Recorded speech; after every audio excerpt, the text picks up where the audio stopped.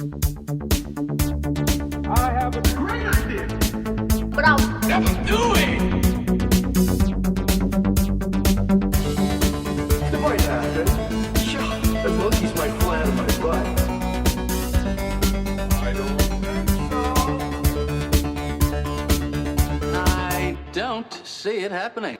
What's up, everybody? It's me, John. And me, Louise. We got great ideas that we're never gonna do. Oh, it's like, we're never gonna do it.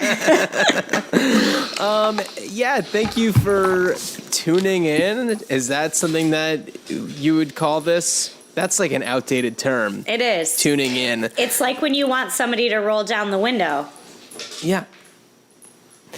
Tune in.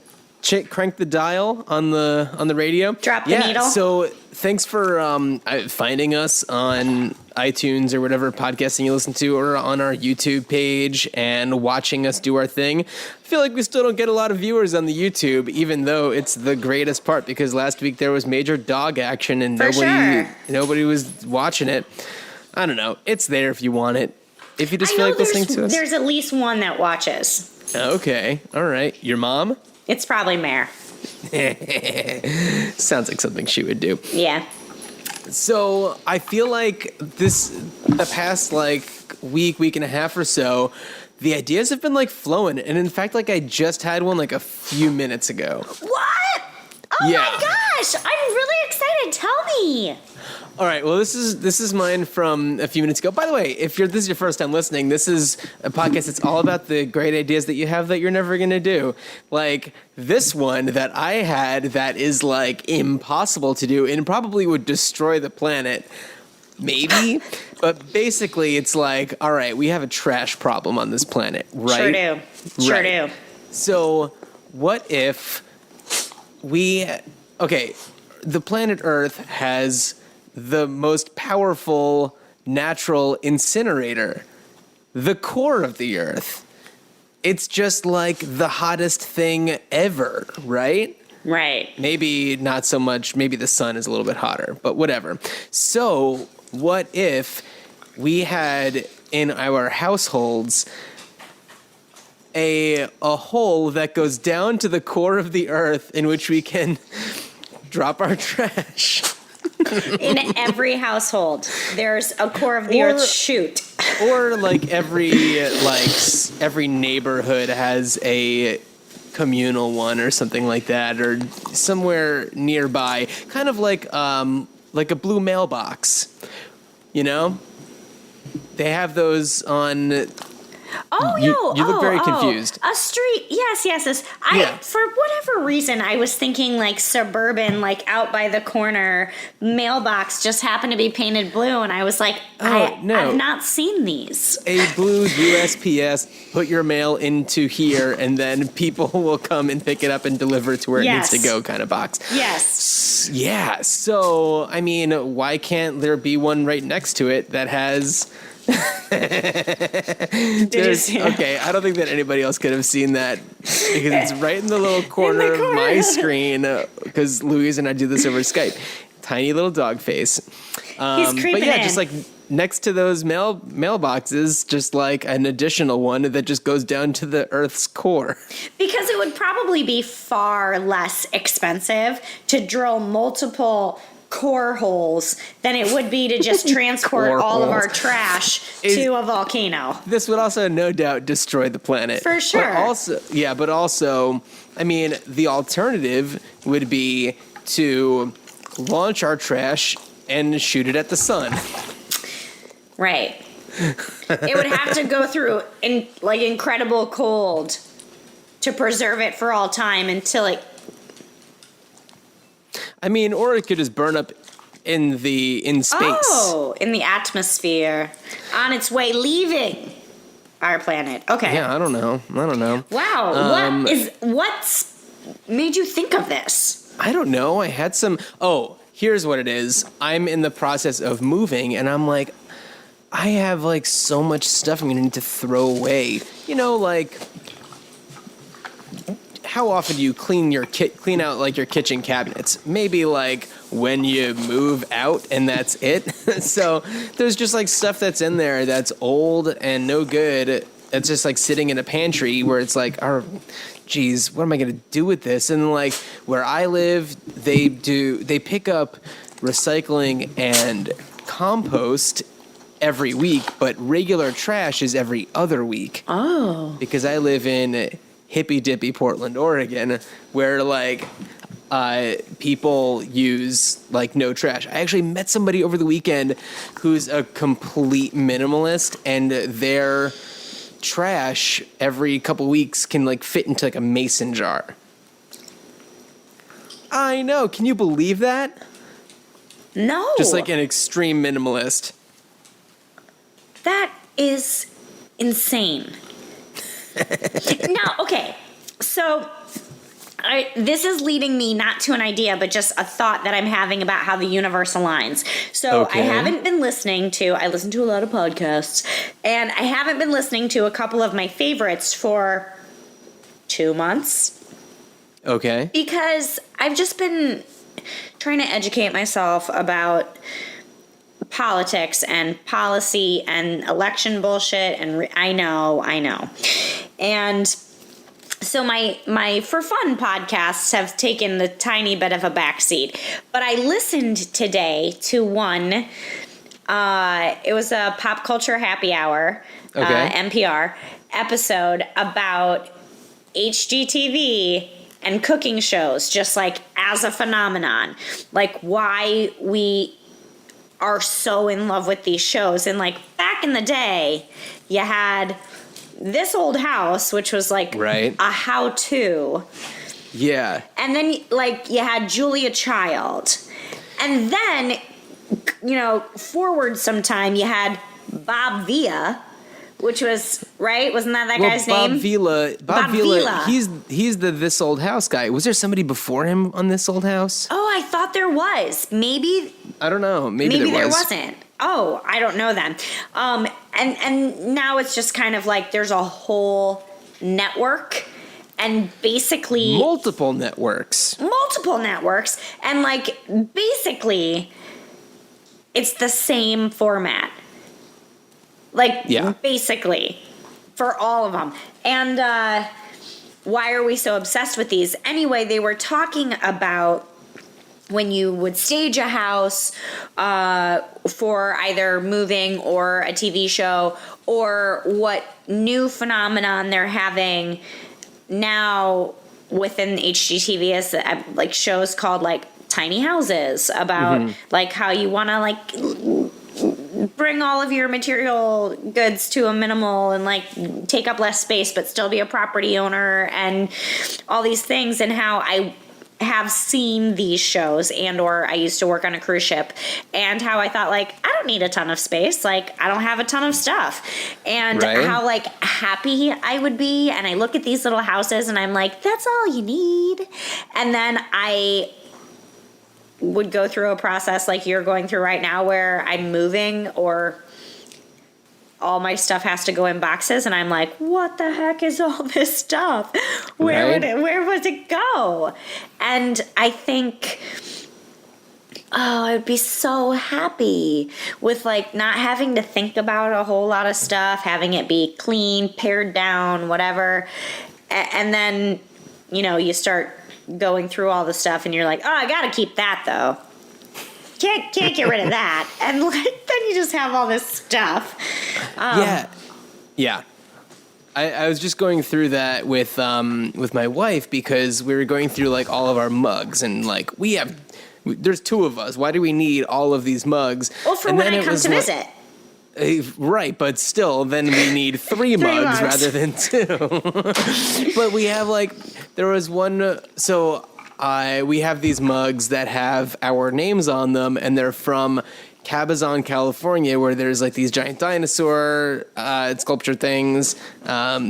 They could be seen in Pee-wee's Big Adventure. But I have mugs with our names on them, and she was like, well, we can get rid of these. And I was like, but I got that for you the last time that I went out there. And then, and it was like, And then my dear friend Anna Anderson, shout out Anna Anderson, came to me one day and said, I have a present for you. And I was like, I have a present for you. And it was a mug that said, because we were both living in Los Angeles at the time, and she was like, and it's a mug that says, it's not a full, it's a mug that's like a semicircle with a handle on it, not like a full circle. Okay. And it's like, I live in Hollywood, so I can only afford to get you half a cup. And we each got each other the same mug. What? I know. So that's what the gifts were. So it was like, I've never used that mug, but I can't get rid of it.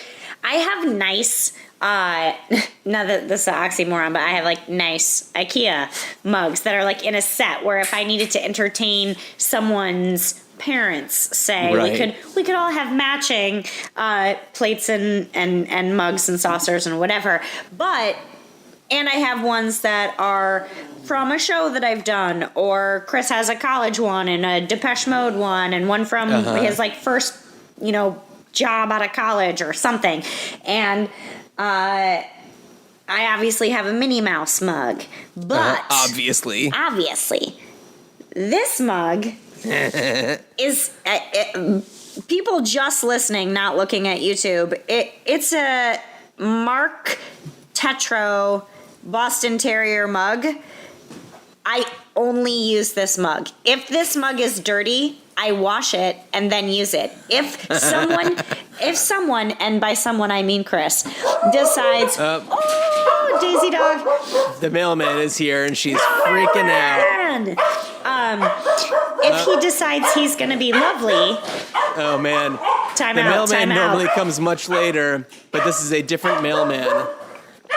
She knows, I don't know too. if I've mentioned before, but I have a very hunky mailman.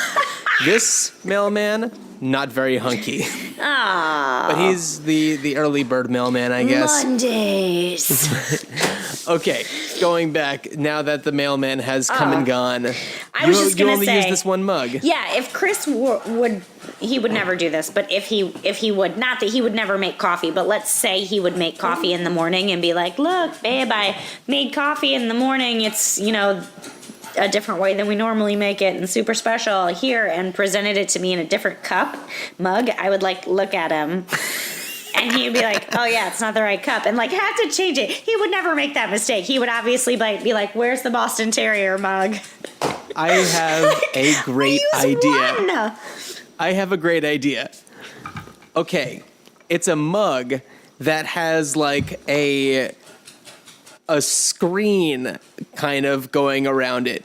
And what you do is, using some special kind of app or something, you can scan your mugs and you can have one mug that you can switch the way that it looks on the outside, so that you can have your entire mug collection all in this one mug. Yes. This is how it happens, everybody. Like a scrolling billboard, or... Right? Sure, it can do marquee style and just kind of change as it goes around. Yeah. And you can download new mug faces. Totally. Oh my God, this is so exciting. On the fly ideas. Yeah, this is how it happens, people. Have you had any crazy... brain flash ideas? Yes. Yeah. Last time we casted, we had some Aerosmith shout outs. Yes, we did. This time, gonna do it again. It's called Walk This Ways. And it's ways for urban places, pedestrian style. Okay. So if you're like, oh, how long is it going to take me to get there? And you have to, let's say, walk through Chinatown, it's going to add the appropriate amount of minutes based on foot traffic. Because there have been so many times where I'm like, oh, I'm only 3 blocks away and I'll be there in 5 minutes. And it takes me 15. Because I'm can't weave too many people. Ways for walking Yeah, I know that because I know that like Google Maps has like walking directions, but yeah, that how can it take into account? No. Sometimes I look at Google and I'm like, really, 45 minutes? I can do that in 30. Because I'm a quick walker. Yeah. Well, here's what needs to happen is like Google Maps or whatever app you're using that you're getting your walking directions from. It needs to be working in conjunction with like the rest of your phone's information, because your phone knows how many steps you take, and it probably also knows like how many steps you can take in an hour. Right. So it's based on how fast you walk. I also think, why have we not had it sync with lights? Like traffic lights on the street for like walk and stop walking. Because if it can sync with subway transfers and all that, like when the train is coming and you're going to go 4 stops and wait 5 minutes and then you're going to like, why? Because if it's like, oh, it's only 6 blocks away, I'll get there in 6 minutes. And then you spend half the time waiting for the walk change just. Right. Well, I think that, I mean, I'm sure that New York, all that stuff is on timers, right? It has to be. Yeah. Yeah. I mean, here, I think some of them are on timers, some of them are like sensor based, but you can't do that in New York because there's just always going to be people in cars waiting at all times. Right. So yeah, there should be a way for that to kind of link up. And I just think, there's certain places where you're like, oh, I'm walking on 10th Avenue. I'm just going to shoot right down there.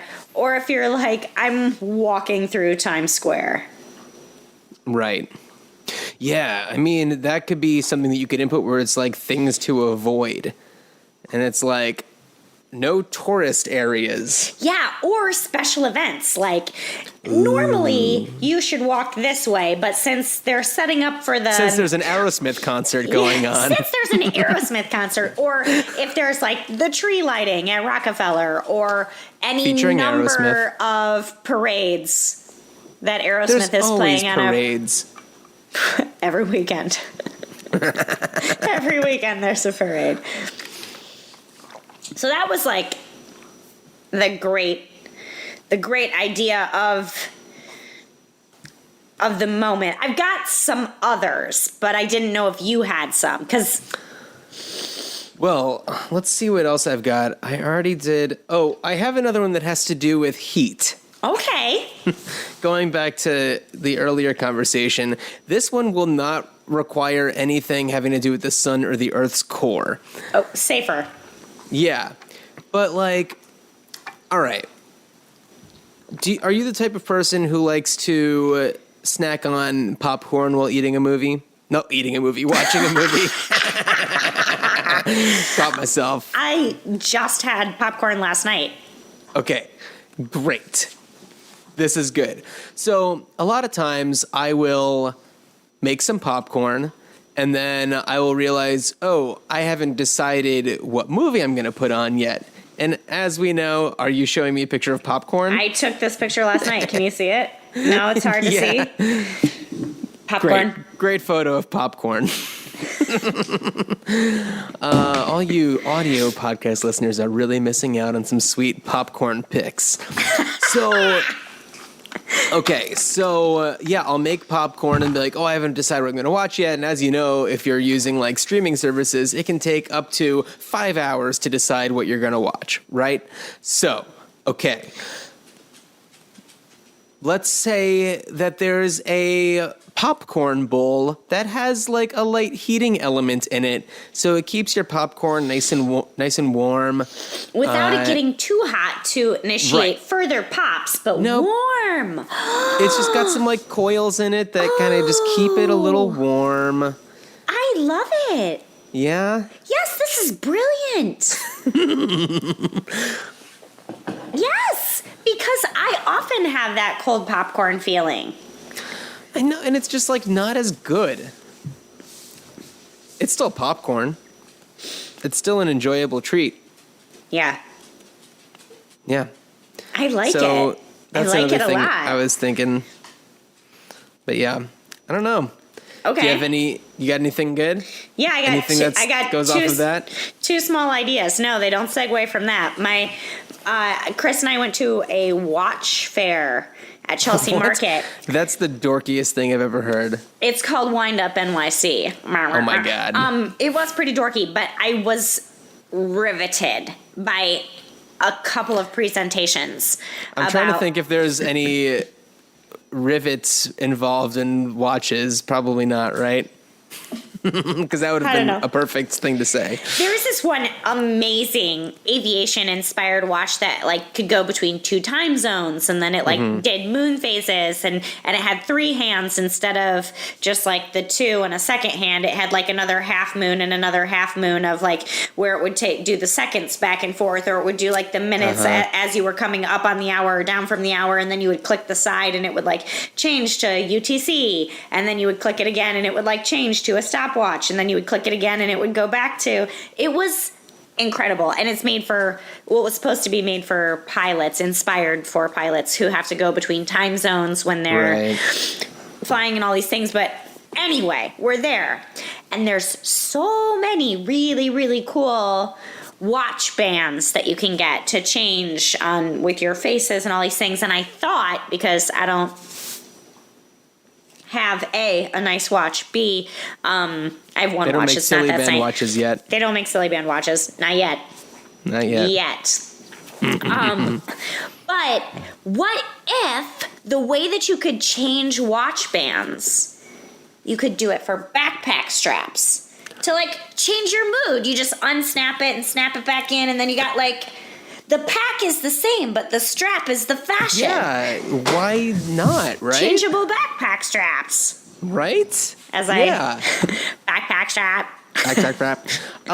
Yeah, of course. That's a no-brainer. And then also, like, you know, there are different types of backpack straps. Like, there's the kinds that have, like, the clips in the middle and everything, you know. Yeah, I don't know if there... Or maybe, like, some where they'll have, like, pockets on them for like cell phones and whatever. Yeah. So yeah, it's like, yeah, I dig it. Of course. Of course. Like, just where do we get this? How do we? Just thinking of like, Chris has all these watch faces that he has really, really cool interchangeable bands for, and I was like, man, that is like so versatile. Backpacks. Yeah. Oh, absolutely. That's a good one. I like that. Yeah. The other small idea I had was because I was having a lot of anxiety, just life anxiety. I did not have, for the first time since, I don't know, Labor Day, which I guess isn't that long. It's only 8 weeks, but feels like a long time. One day where I wasn't accountable to anyone or anything, which most people have weekends. Most people get a Saturday, Sunday. I don't ever have that, ever. Mm-hmm. And since I have like 5 jobs, I might have a day off from one of those, but not any of the other ones. And so anyway, Saturday, I did not have to do anything for anyone but myself. And I was like, oh, is this what everyone else in their lives feels? Like, how amazing. Obviously, I need to make a change or do something else. So I thought, what if one time we did a podcast from a float chamber where, like, you and I go into sensory deprivation and we're like, are you thinking of an idea? I got one. It's so funny that you mentioned that, because as soon as you said that you had like a completely day where you weren't responsible for anything, I was going to ask you, because we had talked about this like in episode 2. I was going to ask you if you did a float tank. Like, I was thinking about that. Yeah. So, okay. So you're talking about like a brainstorm float tank sesh? Yeah. Like, if there was a way to do pairs floating, and we could somehow in there set up mics and monitors for ourselves so that inside of our float, we could be like, I'm really trying to lock it all down, but nothing's coming in. Or I thought of this, and I thought of this, and I thought of this, and I thought of this. Because part of the, not problem, but if you have all of these incredible ideas in your float, you're like, you're just in there, and your hands are wet, so you can't like take a time out to write it down or or whatever. But if we just were already set up to record and we were just like, I'm thinking about this. Well, as you may remember from the last episode, I'm all about ideas about different ways to record a podcast. You know, whether it's like going for a run or standing in an elevator, like I am all about just like setting up and like always going recording rig. Floatcast. Yeah. No, that's so cool. I love it. That was my other idea. Yeah. I really like the idea of taking out a chunk of time and just devoting it to relaxing my mind and letting the ideas flow. Yeah. The ideas that we'll never do, but that we'll talk about. That's but yeah, part of it. Yeah. That's and part sometimes of it. when I'm like, you know, trying to fall asleep at night and I just like can't, then I will, I don't know, just like pick a topic and be like, maybe there's something that we can do with this. I don't know. And yeah, most of the time, here's how I go to sleep. Oh, it's time to go to sleep. I think I'll just have my head. So like, if I do like have an idea, it would be like, oh God, we should totally. I just think, and I will never write it down because I would never remember. I'm gonna admit something that I've been like so kind of embarrassed to like talk about to anybody except for the people that will like for sure get where I'm coming from.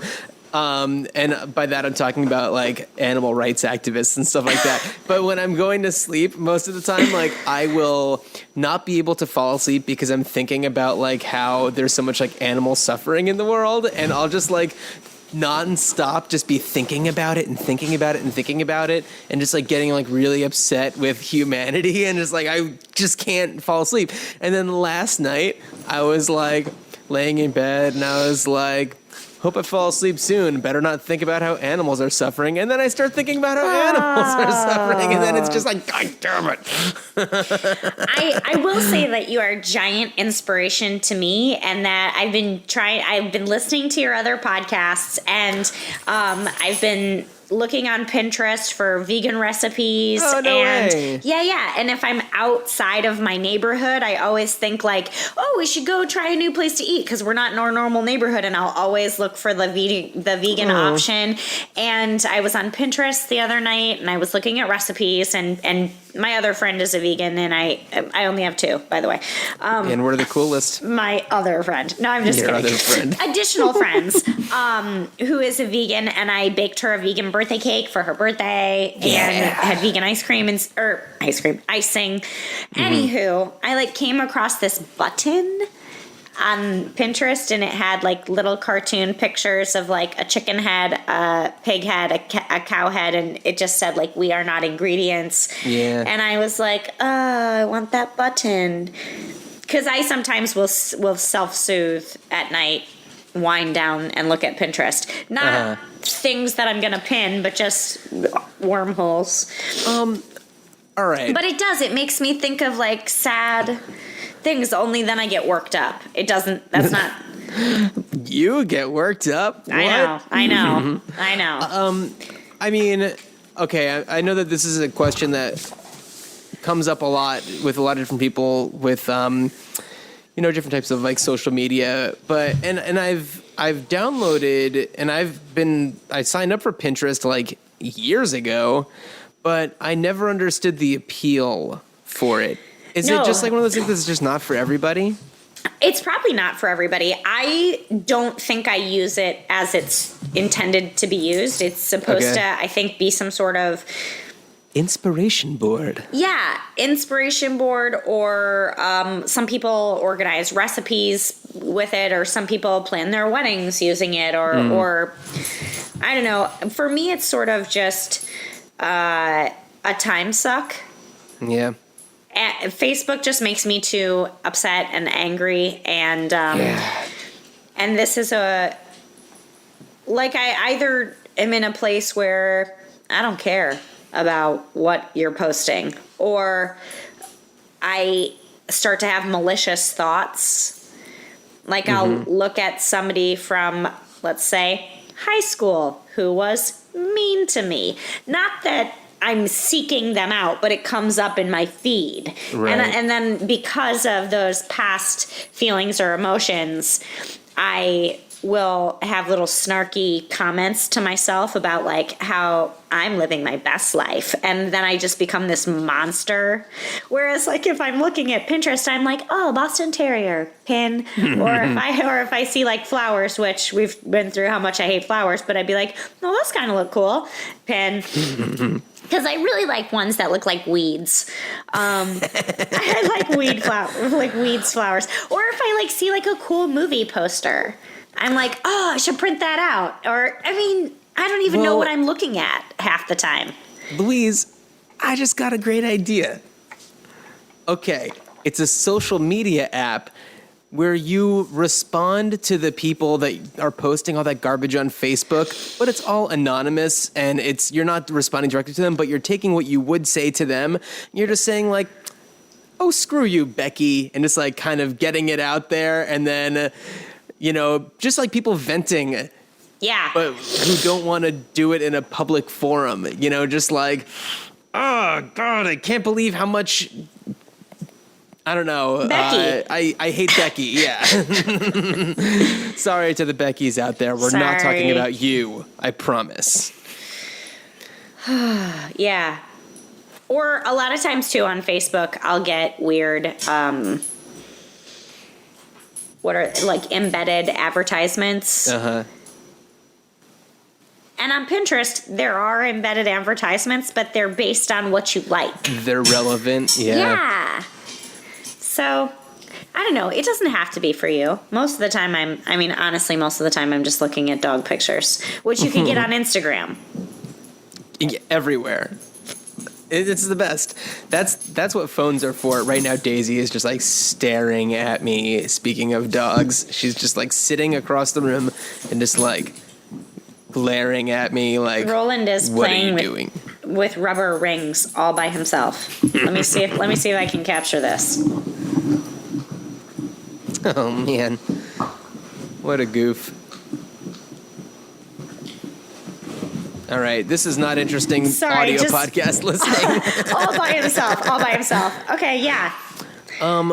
Let me see. Actually, you know what? That's a really good segue point, because we're talking about people on Facebook that are saying things that just like really frustrate us, and nothing is more relevant right now that's very frustrating for everybody than the political cycle and our challenges. Our challenges were politically themed.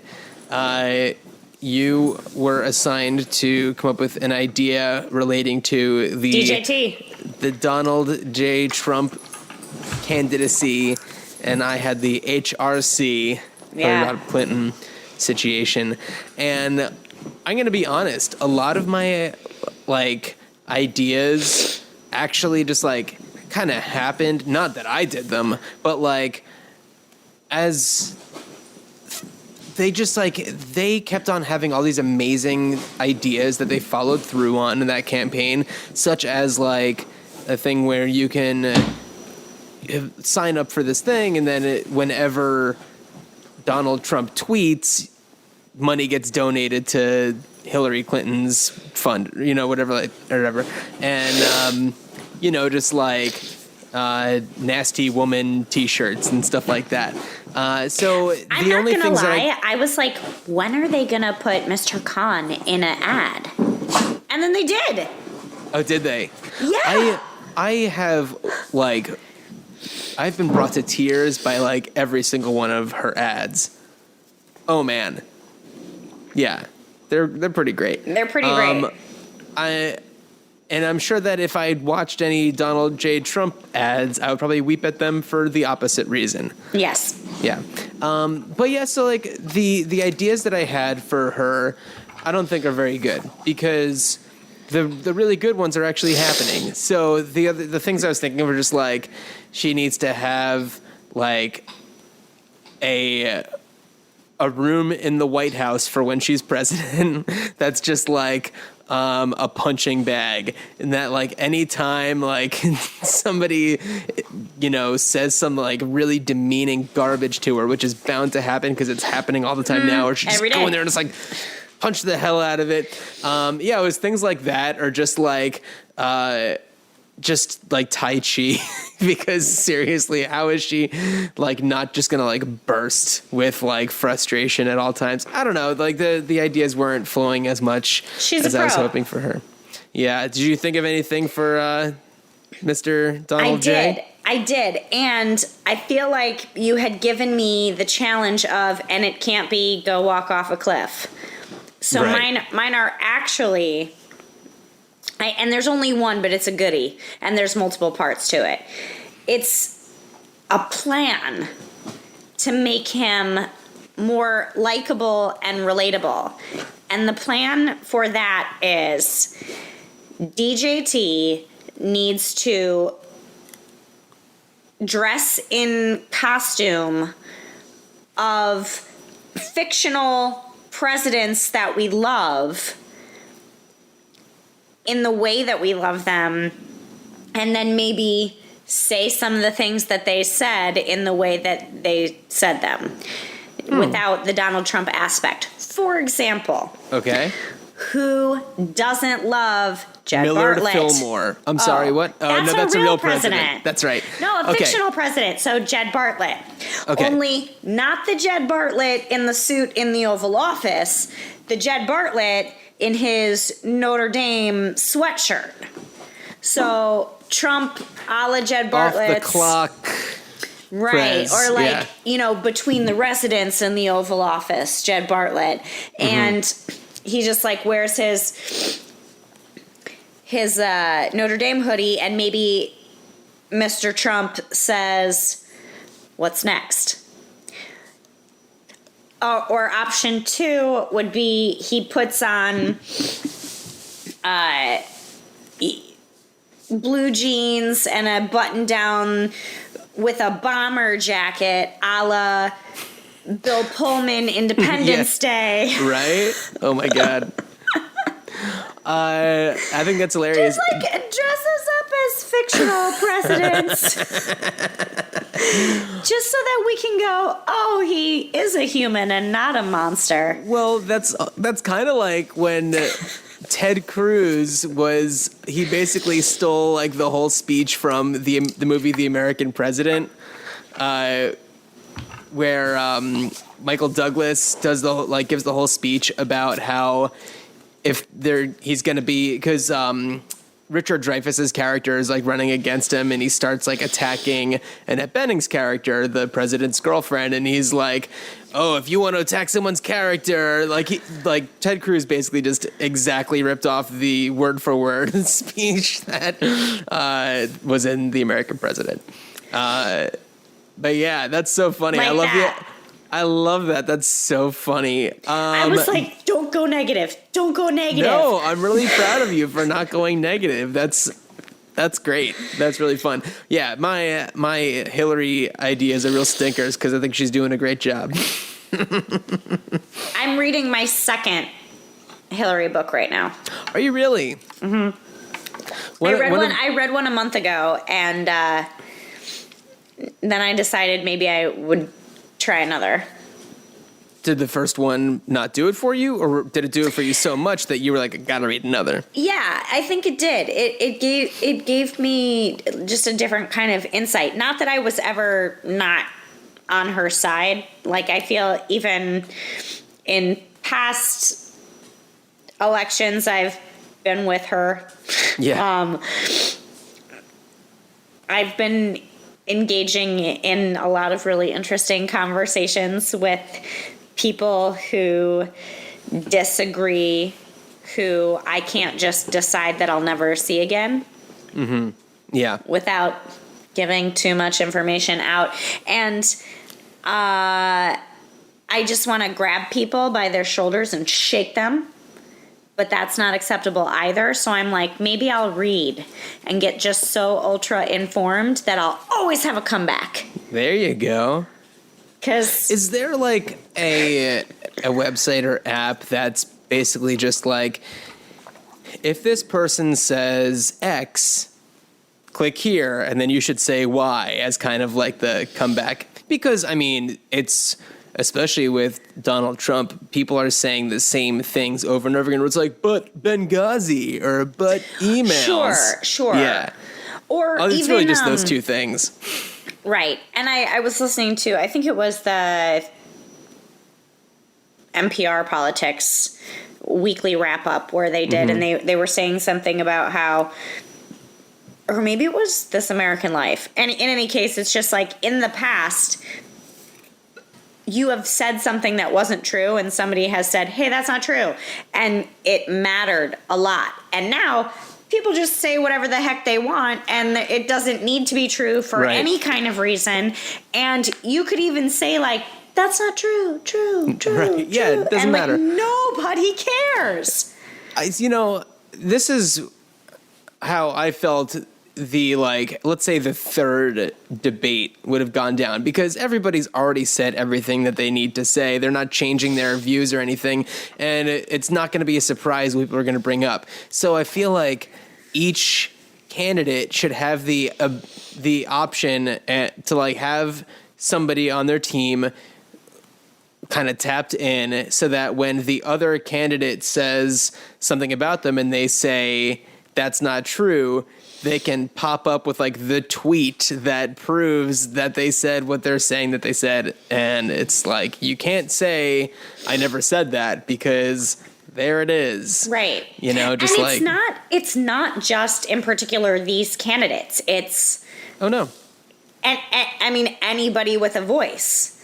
Oh yeah. I remember now. It was This American Life, and they were saying something about how Rush Limbaugh had said something about immigrants from, like, 1921 to 1941 or something, or 1961, doesn't matter, 40 years, 20 years, whatever, about immigrants, and how he, like, made this, like, giant sweeping comment about it, and it was like, yes, but that actually isn't true either. And yet, somebody who doesn't know or care to figure out if it's true just assumes that it's true, and that's then what they base all of their decisions on. But if you disagree with them, then they'll just say, well, that's what the media wants you to think, it's all a conspiracy, blah blah blah. And you want to be like, do you have any idea how difficult it would be to, like, puppet all of that in the way that you think that it would happen? Like, we can't even make a movie in less time, and that's when everybody's working together. Like, how would we ever do that? But in any case, it's just like, nobody says anything that's true anymore, and it doesn't matter to anybody. How did we get on this? Oh, I couldn't not speak to people anymore, because most of the time, if it's on Facebook and somebody says something outlandish, I just, like, hide, unfollow, hide. Right. Yeah, but that's why you need your app to, like, scream out into the void. Yeah. So one of my my alternate ideas for Hillary that I was like, this is too wacky, so I'm not even gonna, like, take it seriously. But I thought that and this would have had to have, like, happened a long time ago. Like, let's say right after she lost the primary to Barack Obama, 2008, she should have then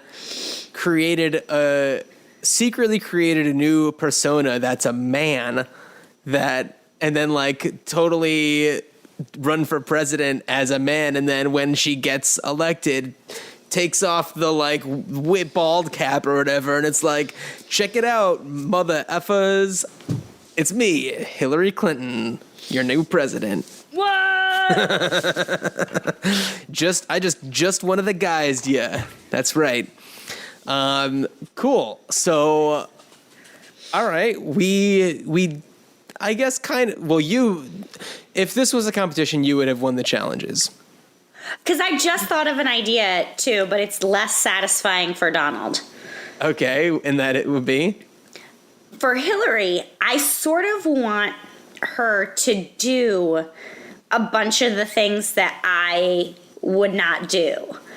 For instance, how cool would it be if she was like, okay, I'll jump out of an airplane? And we were like, "Go, man! I'm with her." Because I don't want to do that. I don't want to jump out of an airplane. I know a lot of people get really thrilled by that, but I have no desire to do that. But it would be cool if you could donate to her campaign in a way that would make her do thrill things like zip line from what I don't know. That's so funny. It's just it's basically her just saying, give me money and I will do anything. Right. I will do anything for your money. At the same time, it's I'll totally be your president. No. These things that are, dangerous.